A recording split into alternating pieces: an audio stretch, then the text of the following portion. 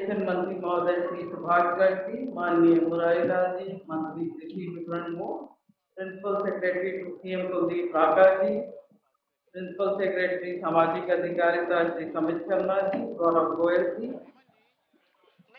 Video conferencing से जुड़े हुए सभी जनप्रतिनिधिगण, अधिकारीगण और बहुत बड़ी संख्या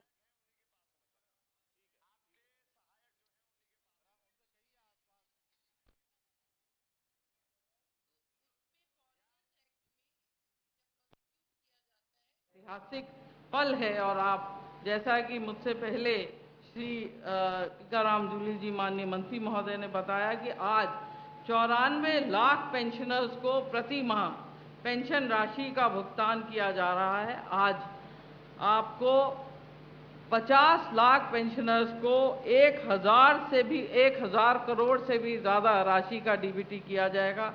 आपने एक फिल्म देखी, बहुत मार्मिक फिल्म थी, और उसमें आपने देखा कि जो ज़रूरतमंद लोग हैं उनको ये राशि आर्थिक रूप से कितनी मदद करती है, फिल्म में ये दिखाया।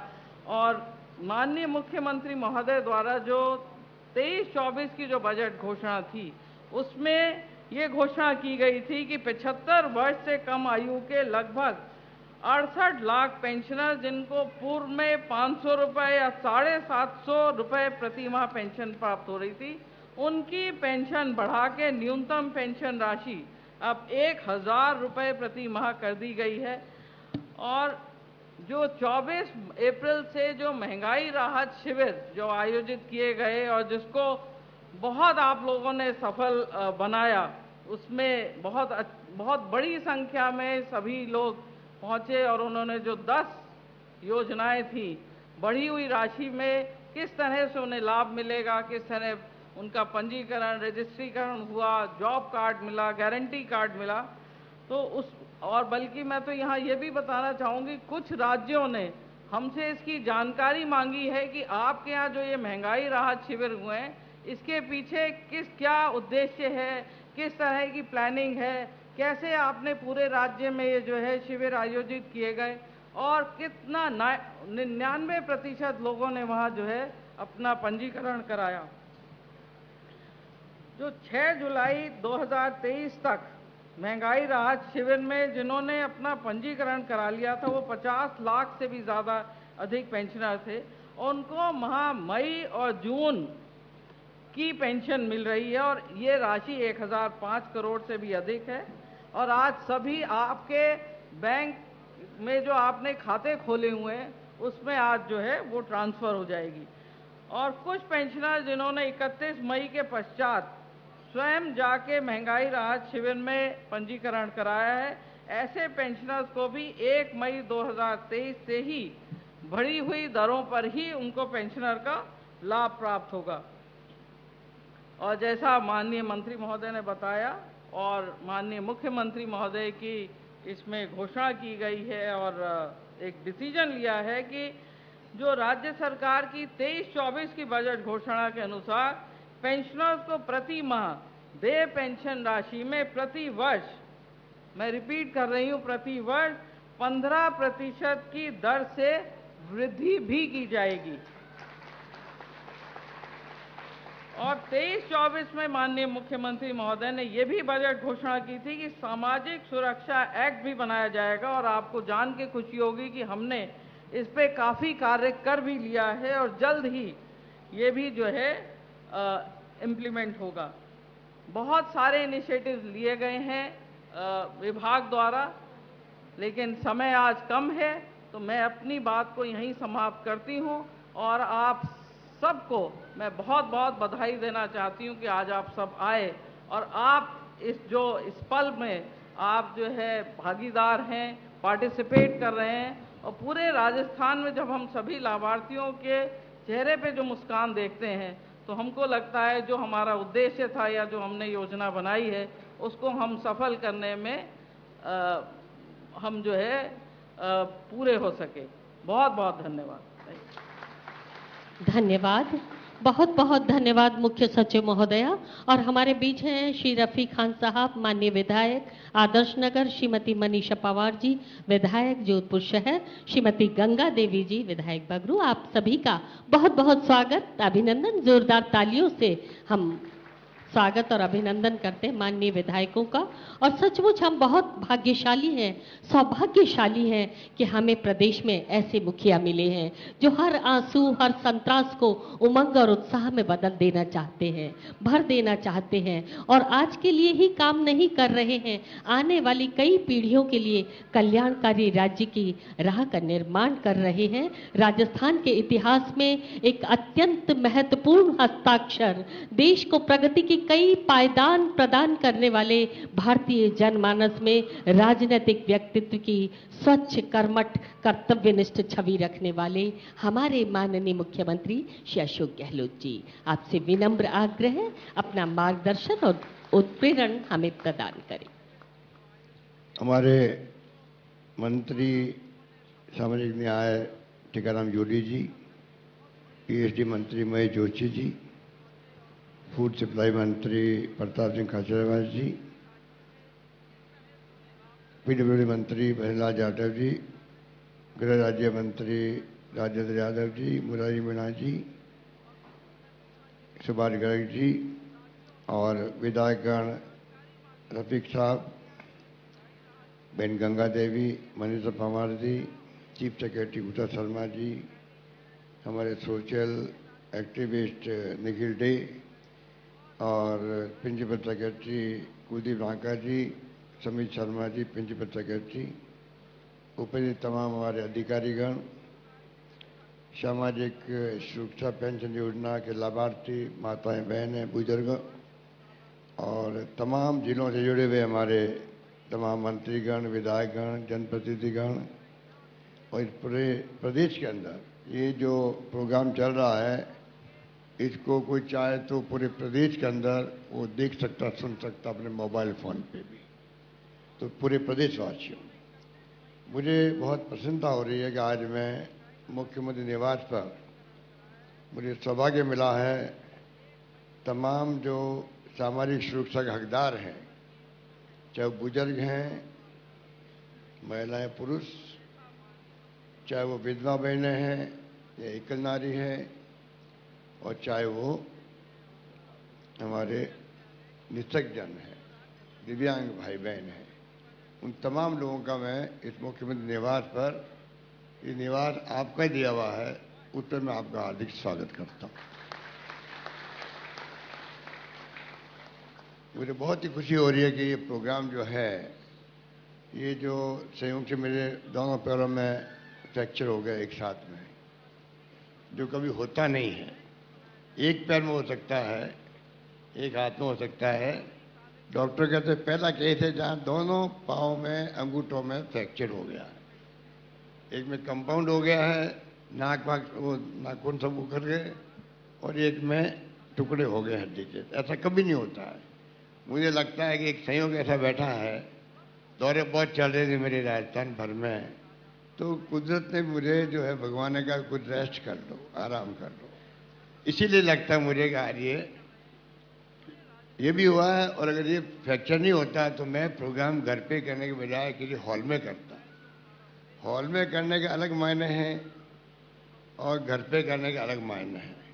तो मुझे सौभाग्य है कि आज मुझे घर पे आप लोगों के दर्शन करने का और आप लोगों को रूबरू होने का सौभाग्य मिला। इस बात की मुझे खुशी भी है, और मैं इन बातों से घबराने वाला मैं नहीं हूँ। मैंने देखा, मैं जो व्हील चेयर पे चल रहा हूँ, तो मेरे कितने भाई बहन जो है जिंदगी भर व्हील चेयर पे चलते हैं, निःशक्तजन। और भी तरह के निःशक्तजन होते हैं, दिव्यांग होते हैं जो चल नहीं पाते हैं। कोई पोलियो हो जाता है, कोई एक पैर कट जाता है, क्या क्या नहीं होता है। उन सबको पेंशन मिलती है और उनमें दृढ़ विश्वास होता है जिंदगी जीने का। तो मुझे अभी 10 दिन तो हो गए हैं, अभी 10-15 दिन और लगेंगे मुझे। तो जितना ज़्यादा मुझे वक्त लग रहा है, उतना ज़्यादा मैं दृढ़ हो रहा हूँ कि मुझे किस प्रकार से सेवा करनी चाहिए, दिव्यांगों की भी, बुजुर्गों की भी और एकल नारी की भी। तो मुझे खुशी है कि एक प्रोग्राम ये लिस्ट सेट के प्रोग्राम है। आज करीब 50 लाख लोग एक साथ में। अभी आपके सामने जब डीबीटी होगी तो आप देखेंगे कि हम कहाँ पहुँच गए हैं। जो राजीव गांधी का सपना था कि देश 21वीं सदी में जाए, जहाँ साइंस में तकनीकी के अंदर हम प्रगति करें। पहले कभी सोचा आपने मोबाइल फ़ोन आएंगे? पहले खाली पुलिस के पास में वायरस होते थे जो बात कर सकता था, वो बिना तार के। अब आपके पास मोबाइल फ़ोन है। मोबाइल फ़ोन से क्रांति हो गई। देश दुनिया में बात कर सकते हैं आप लोग, जानकारी प्राप्त कर सकते हो उसके अंदर। दुनिया भर की जानकारियाँ आपके मोबाइल फ़ोन के अंदर है। बच्चे जो है हमारे छोटे बच्चे, वो हमसे ज़्यादा होशियार हैं। उनको जो चाहे जानकारी आपको चाहिए किसी नेता के बारे में, 50 साल पहले कोई नेता कौन था, वो मोबाइल पे ढूंढ के बता देगा आपको। वो क्रांति है आज देश के अंदर। उसी क्रांति के बदौलत अभी आपको जो पैसा ट्रांसफर होगा, अभी आपके बैंक में अभी पैसा नहीं है उसके अंदर खाते में, जो आज आपको मिलेगा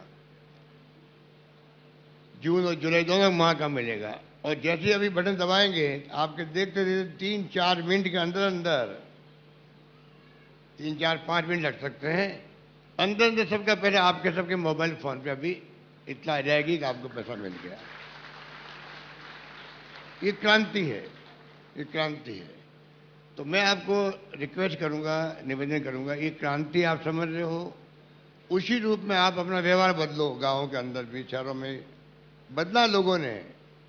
लोग समझ गए कि एक देश कहाँ जा रहा है, दुनिया कहाँ जा रही है। हम पीछे नहीं रह जाए, हमारे परिवार पीछे नहीं रह जाए, हमारे गांव पीछे नहीं रह जाए। तो हमने अंग्रेजी स्कूल खोली गांव के अंदर, अंग्रेजी स्कूल खोली। मुझे खुशी है कि गांव वालों ने अंग्रेजी स्कूल पढ़ाना बच्चों को स्वीकार किया।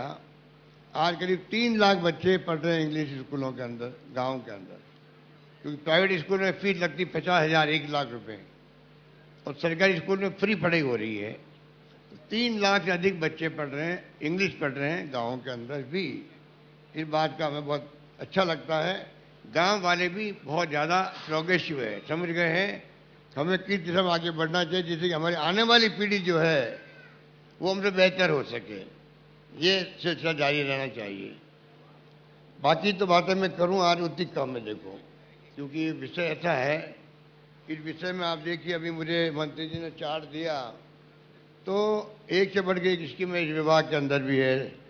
सामाजिक सुरक्षा की है, जिसमें अभी आपको मिल रहा पेंशन, पालनहार योजना है बच्चों के लिए जिनका लालन पोषण करते हैं, उनको अलग से सरकार पैसा देती है पालने के लिए बच्चों को। कन्यादान अलग है, वृद्धाश्रम और बाल गृह अलग है, और निर्माण श्रमिक जो है, जो श्रमिक होते हैं, मजदूर होते हैं निर्माण करने के लिए, उनके लिए अलग योजना बनाई हुई है। तो शिक्षा की अलग है, शिक्षा की अलग है, पोषण अनाज की अलग है। इंदिरा रसोई योजना है, तो 8 में खाना मिल रहा है अभी सब शहरों के अंदर, गांव में शुरू हो जाएगा। रोजगार अलग स्कीम बनी हुई कई तरह की, जिसमें हम लोग, आपको खुशी होगी, अभी 14 तारीख को मैं शुरू कर रहा हूँ, असेंबली शुरू हो रही है। 14 तारीख को अब कानून ला रहे, कानून जिससे कि आपकी जो पेंशन है, ये पेंशन 15% बढ़ेगा प्रति वर्ष।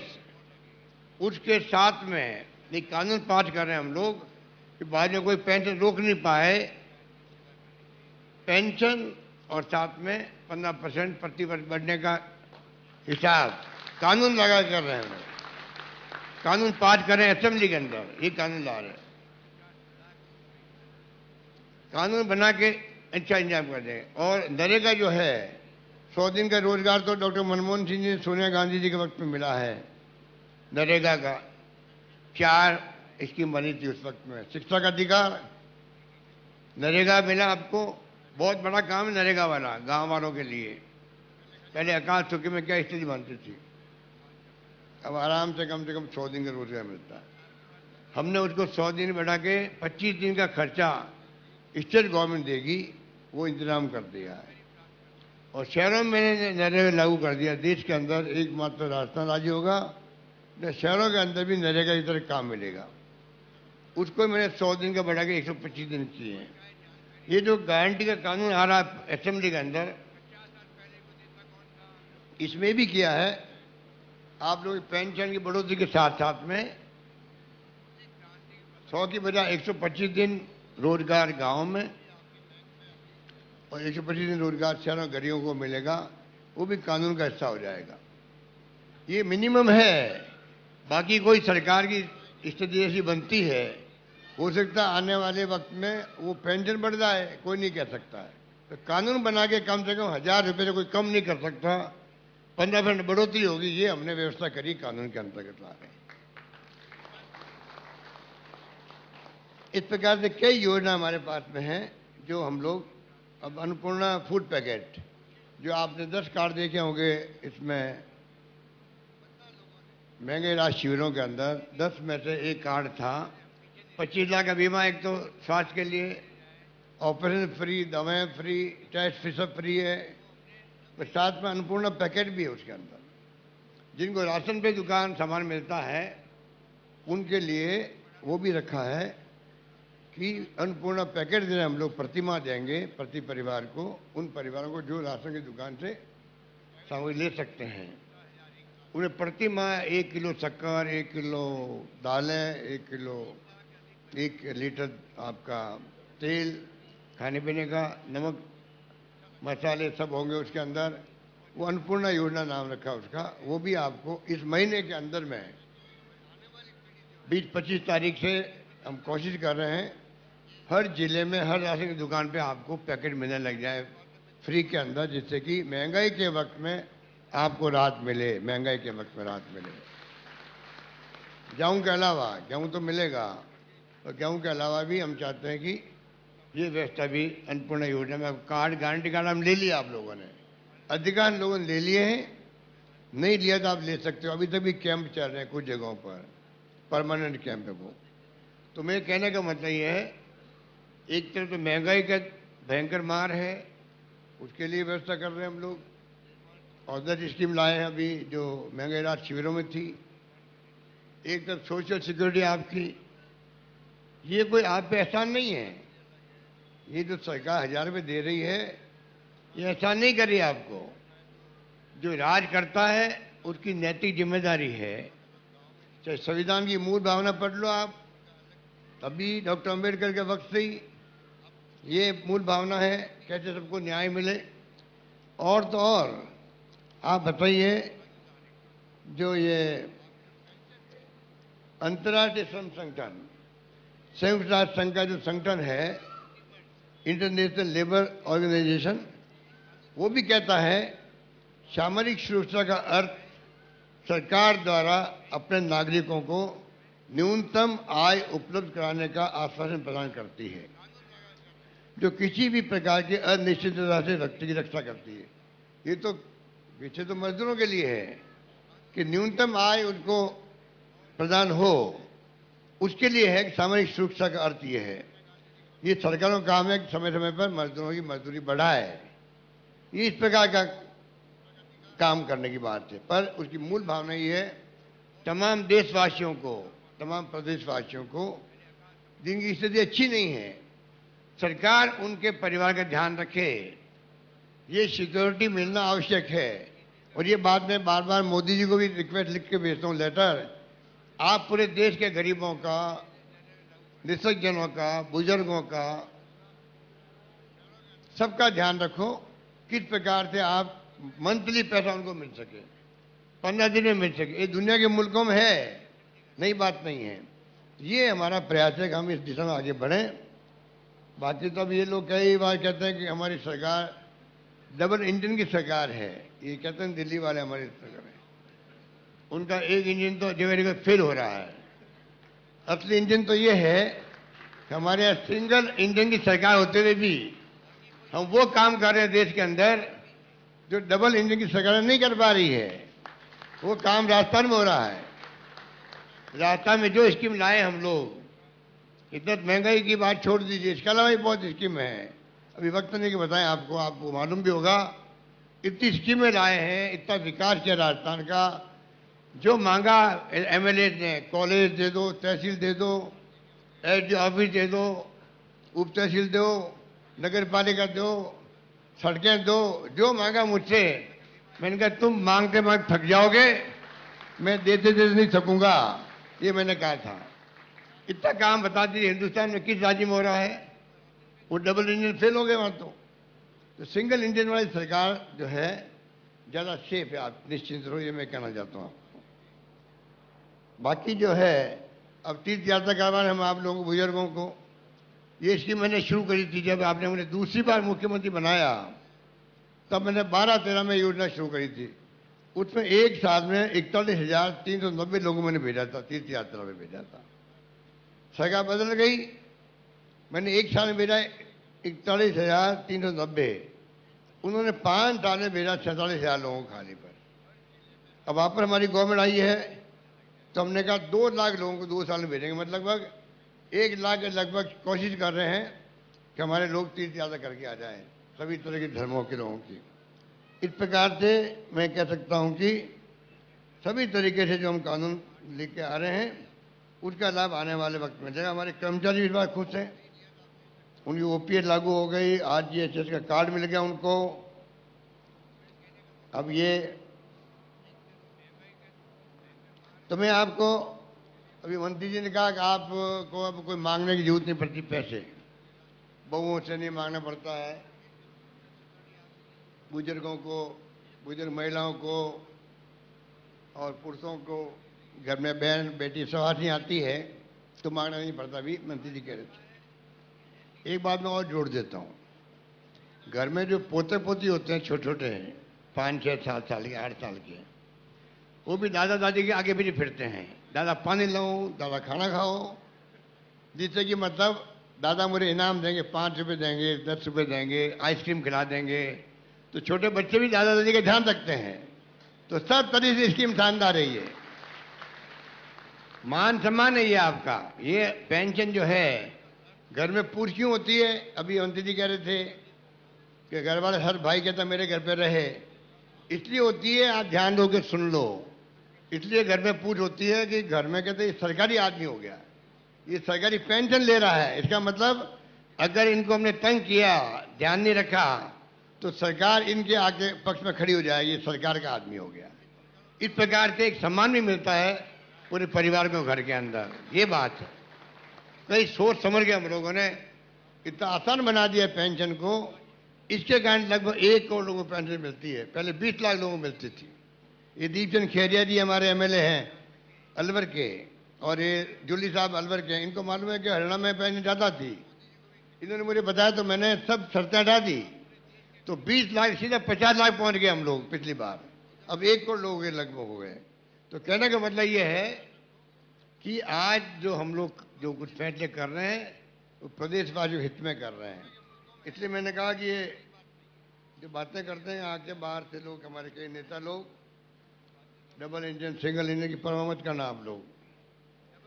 5,000 लोगों को जो दिव्यांग है उनको स्कूटी दे रहे हैं हम लोग, जो करीब 60-70 हज़ार की स्कूटी होती है, वो स्कूटी मिल रही है। 90,000 की होती है, 90,000 की स्कूटी जो दिव्यांग भाई बहन हैं उनको हम लोग दे रहे हैं, नौकरी में आरक्षण अलग दे रहे हैं, और स्मार्टफोन दे रहे हैं। जो 25 लाख का बीमा जो करवा रहा है उन तमाम परिवारों की महिलाओं को मुखिया बनाया गया है उसका, और 40 लाख महिलाओं को पहले एक साथ दे नहीं पा रहे हम लोग, 1 करोड़ 35 लाख लोगों को मिलेगा, महिलाओं को फीजर नहीं मिलेगा। मैंने बजट में घोषणा करी थी 40 लाख जो विधवाएं हैं परिवारों में, या जो स्कूल जाती है बच्चे हैं, इस प्रकार कैटेगरी में जो निःशक्त बच्चे हैं उनको पहले लिया हम लोगों ने, वो 40 लाख है।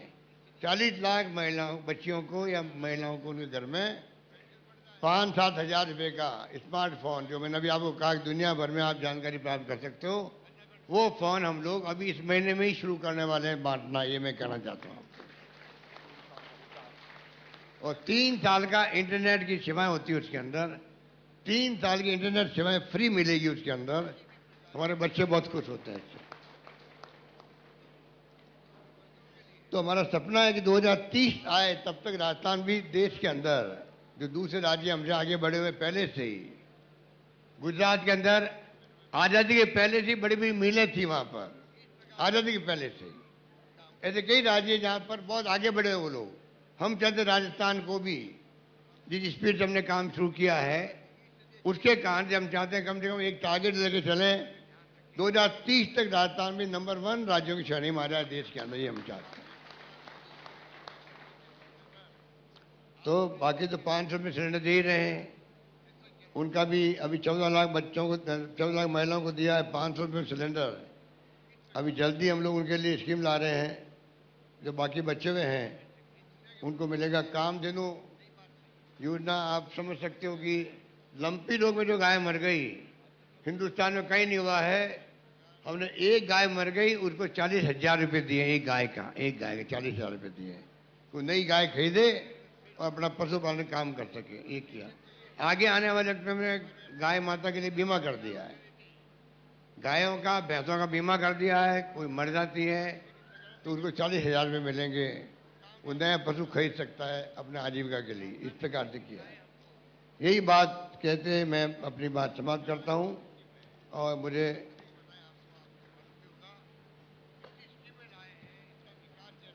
आज जो अभी आपने देखा जन सम्मान वीडियो कॉन्टेस्ट, ये हमने शुरू किया है कि कई बच्चे जो है या बुजुर्ग भी, कोई भी जिनको शौक हो, वो अपने कैमरे से फिल्म बना ले और उसको डाल दे हमारे 2 सोशल मीडिया पर। तो उसको प्रति रोज 1 महीना तो चलेगा, प्रतिदिन पहला इनाम है 1 लाख रुपए का, दूसरा इनाम 50,000 का है और तीसरा 25,000 रुपये का इनाम है। और इसके अलावा 100 लोगों को 1,000 रुपये का इनाम मिलेगा। इस प्रकार कल से जो है, जो अभी तक जिन्होंने डाल दिया है, कल से उनका इनाम घोषित होना शुरू हो जाएगा, कल से शुरू हो जाएगा। हो गया, कल से हो गया है। आप सभी वीडियो बनाए। तो मैं कहना चाहूँगा प्रदेशवासियों को, आप भी भाग लें। इसका मकसद ये है इस योजना का, इसके माध्यम हम चाहते हैं कि हमारी स्कीमें जो है उसका लाभ हर गरीब तक पहुँचे। कई बार गरीब तक पहुँचता नहीं है, उसके अभाव में तकलीफ आती है तो उसको लाभ मिलता नहीं है। अभी परसों सीकर में बच्चा एक डूब गया, पड़ गया नाली के अंदर, मर गया बेचारा। पहले खबर आई कि चीनी योजना के अंदर ये परिवार है तो उनको 5 लाख मिल जाते हैं। बाद में रात को मालूम पड़ा 12-1 बजे तो परिवार ने वो कार्ड नहीं बनवाया अपना। भगवान करे कोई एक्सीडेंट नहीं हो, कोई नहीं मरे, तो मर जाते कई लोग। 10,000 लोग मरते प्रति ईयर राजस्थान में, 2.5 लाख लोग मरते प्रति देश के अंदर मर जाते हैं एक्सीडेंट से। हमने 5 लाख का बीमा कर रखा उसके अंदर, 25 लाख का स्वास्थ्य का बीमा, 5 लाख का दुर्घटना बीमा भी है। कई ऐसी घटना होती है, बस दुख होता है कि ये लापरवाही के अभाव के अंदर इसको लाभ नहीं मिल पा रहा है। तो यही बात आपसे मुझे कहनी थी और मुझे बहुत खुशी है कि आप सब यहाँ पधारे हो। बहुत बहुत आपका। अभी मैं आपके जो लोग बैठे हैं इनमें 5, 10, 15 लोगों से मैं अभी बातचीत करूंगा आपके सामने। धन्यवाद आप सबका, बधाई आपको। धन्यवाद, बहुत बहुत बहुत बहुत धन्यवाद माननीय मुख्यमंत्री महोदय। आपने सही कहा है कि जो राज करता है उसकी नैतिक जिम्मेदारी है राज्य की सामाजिक सुरक्षा की। राज्य में हमारे वृद्धजन, एकल महिलाएं, विशेष योग्यजन, इन्हें आर्थिक संबल प्रदान कर सुरक्षा प्रदान करना न सिर्फ उनके लिए आवश्यक है बल्कि पूरे समाज, पूरे राष्ट्र के समाज विकास, सुरक्षा और मूल्यों की नींव है। और आपकी सरकार की सामाजिक सुरक्षा योजना इन सभी के संरक्षण प्रदान करने के लिए राज्य स्तरीय सामाजिक सुरक्षा पेंशन योजना लाभार्थी उत्सव के इस आयोजन में आज 50 लाख से अधिक लाभार्थियों के बैंक खातों में मई और जून माह की पेंशन राशि लगभग 1005 करोड़ रुपए से अधिक सीधे डायरेक्ट बेनिफिट ट्रांसफर डीबीटी के माध्यम से ट्रांसफर होंगे।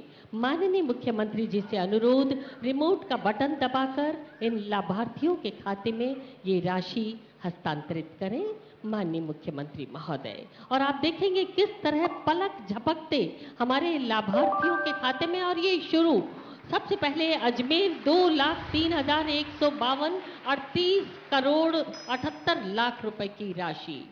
और अब अलवर 2,89,378 पेंशनर्स 52 करोड़ रुपए की राशि। बांसवाड़ा 1,30,703 27 करोड़ 54 हजार रुपए की राशि। 12 आप देख रहे हैं 77,155 पेंशनर्स। बाड़मेर 1,85,083 पेंशनर्स के खाते में ये राशि। भरतपुर 1,75,399 पेंशनर्स लाभार्थी। और अब भीलवाड़ा 1,96,793 लाभार्थी और राशि 38 करोड़ 63 लाख रुपए। बीकानेर 1,42,131 लाभार्थी पेंशनर्स 28 करोड़ 45 लाख रुपए की राशि। और अब बूंदी 87,970 पेंशनर्स 17 करोड़ 72 लाख रुपए की राशि। चित्तौड़गढ़ 1,32,621 पेंशनर्स 25 करोड़ 42 लाख रुपए की राशि। चूरू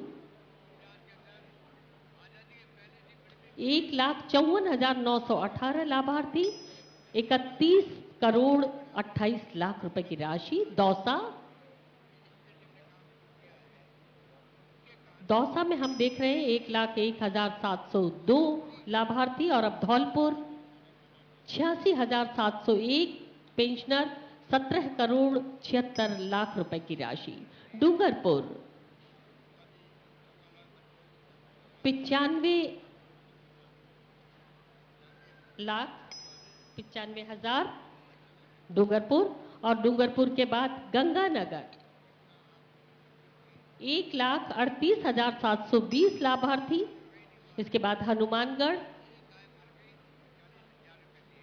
1,54,412 पेंशनर्स 28 करोड़ 62 लाख रुपए की राशि। और अब जयपुर 4,41,922 पेंशनर्स और राशि 82 करोड़।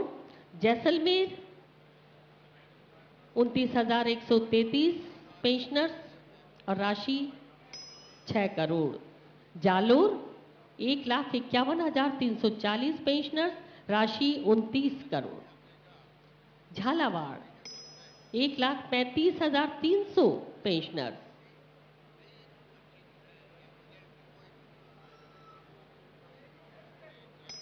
और अब झुंझुनू, जोरदार तालियों से आपकी उपस्थिति दर्ज होते रहना चाहिए।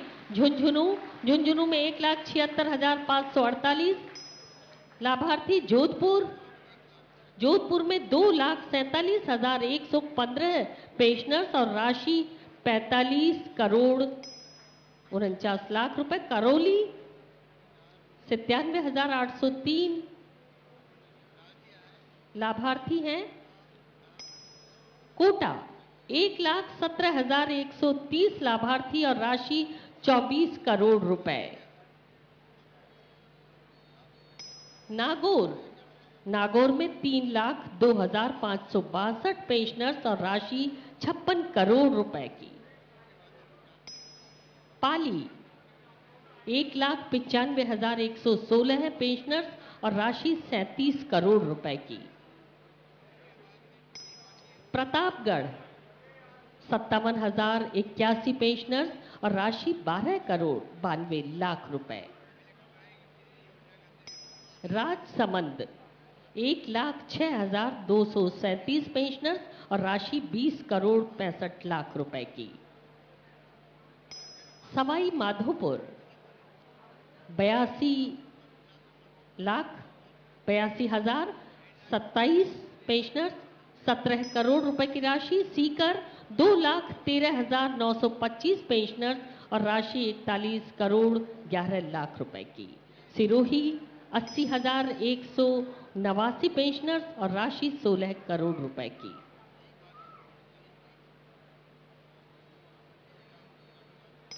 और अब टोंक 1,29,178 पेंशनर्स और 25 करोड़ 92 लाख रुपए की राशि।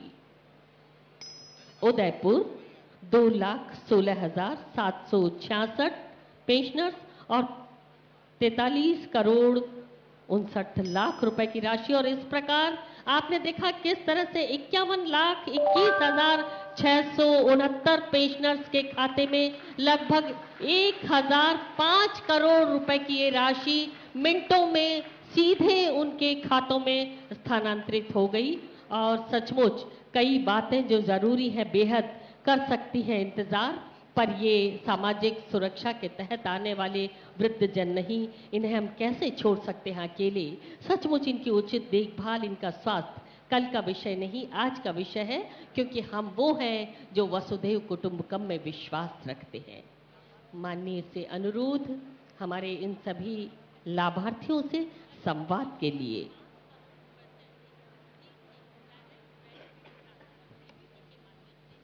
नमस्कार। सबसे पहले मैं अजमेर से जो वृद्धावस्था पेंशन मिल रही है, आदरणीय माणक चंद जी बैठे हुए हैं।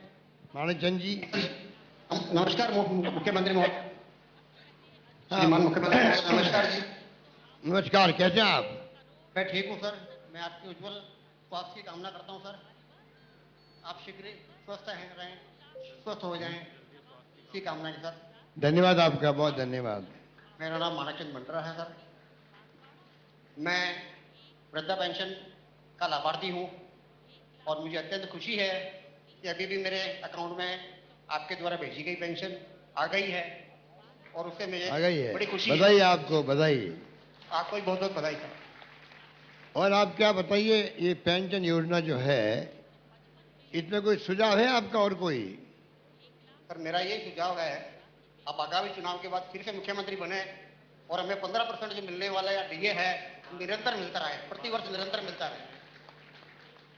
वो तो अलग, वो तो आप लोगों की सबकी दुआएं होगी, सब ठीक होगा। पर ये बताइए, जो पेंशनर है राजस्थान भर के, जी, बुजुर्ग हैं, महिलाएं हैं, दिव्यांग हैं या एकल नारी विधवाएं हैं, आप कोई सुझाव देना चाहते हो उनके लिए? भाई ये सुझाव होना चाहिए पेंशन के लिए?